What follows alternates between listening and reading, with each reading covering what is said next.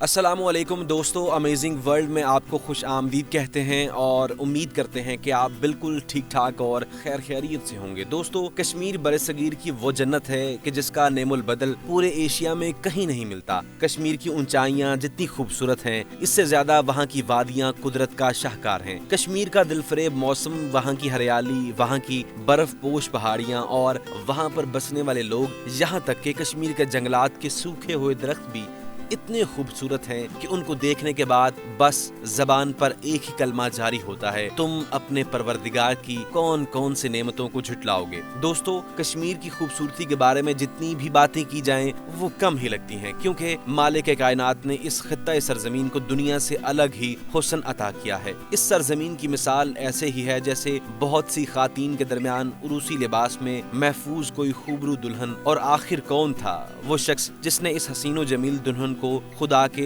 چھپے ہوئے خزانوں سے نکال کر دنیا کے سامنے پیش کیا اور اسے عارضی جنت بنا دیا۔ سامعین اکرام، آج کی اس ویڈیو میں ہم آپ کو بتائیں گے کہ کشمیر کی وادی کیسے وجود میں آئی اور اس کا نام کشمیر کیوں رکھا گیا۔ ویڈیو کو مکمل دیکھیے۔ اگر ہماری یہ کوشش اچھی لگے تو اسے لائک اور شیئر کریں، اور اگر آپ کشمیر کے بارے میں اپنی رائے دینا چاہتے ہیں تو کمنٹ باکس کا استعمال لازمی کیجیے گا۔ سامعین اکرام، ایک روایت کے مطابق لفظ کشمیر کاش اور میر کا مطلب ہے، اور اس کی تفصیلات کچھ اس طرح سے ہیں کہ مالک کائنات کے ایک بہت ہی پیارے نبی حضرت سلیمان علیہ السلام تھے، جن کو اللہ تعالیٰ نے ایک وقت میں 2 عہدوں، نبوت اور بادشاہت سے نواز رکھا تھا، اور صرف انسان ہی نہیں بلکہ بہت سی دوسری مخلوقات کے ساتھ ساتھ غیبی مخلوقات یعنی جنات اور پریاں بھی حضرت کی رعایا کا حصہ تھے۔ ناظرین، اللہ تعالیٰ نے آپ علیہ السلام پر اپنے معجزات کے خزانے کھول رکھے تھے، جن کا ذکر سن کر انسان حیران اور پریشان رہ جاتا ہے، اور انہی معجزات میں سے ایک بہت بڑا معجزہ آپ کا تخت شاہی تھا،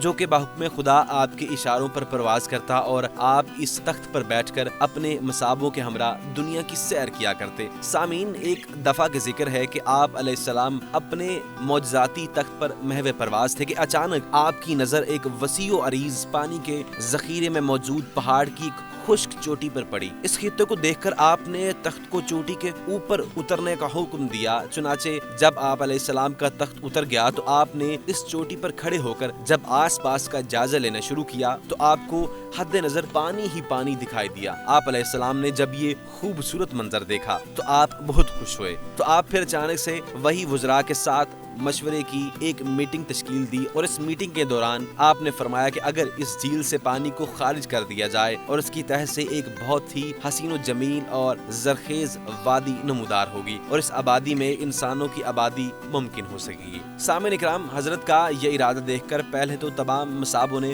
خوشی خوشی آپ کی ہاں میں ہاں ملا دی۔ پھر اچانک سے ایک سوال پیدا ہوا کہ آخر اس سمندر نما جھیل سے اس پانی کو نکالنے کا کون؟ چونکہ اس میٹنگ میں حضرت کی رعایا میں بہت سی مخلوقات کے سردار موجود تھے، اور انہی سرداروں میں جنات کا سردار جس کا نام کاش جن تھا وہ بھی موجود تھا، اور ساتھ میں پریوں کی ملکہ جس کا نام میر پری تھا وہ بھی موجود تھی۔ لہٰذا جنات کا سردار جو کہ ملکہ پرستان کا عاشق تھا، موقع کا فائدہ اٹھاتے ہوئے میدان میں آ گیا اور کہنے لگا کہ میں یہ فریضہ سر انجام دینے کے لیے تیار ہوں، لیکن یہ کام انجام دینے سے پہلے اللہ کے نبی کے سامنے میری یہ فرمائش بھی ہے۔ تو اس پر حضرت سلیمان علیہ السلام نے فرمایا، بولو تمہاری کیا فرمائش ہے؟ تو کاش جن کہنے لگا کہ اگر میں اس جھیل میں پانی نکالنے میں کامیاب ہو گیا تو آپ میرا عقد میر پری کے ساتھ کر دیں گے۔ لہٰذا حضرت سلیمان علیہ السلام نے اس کی یہ فرمائش قبول کرتے ہوئے اس کام کو انجام دینے کا حکم دے دیا۔ تو حضرت کا یہ اعلان سنتے ہی کاش نے دوڑ لگا دی کہ جتنا جلدی ممکن ہو سکے جھیل کو خشک کر دے۔ چنانچہ کچھ ہی دیر میں کاش نے اپنی طلسماتی عمل سے باڑہ کا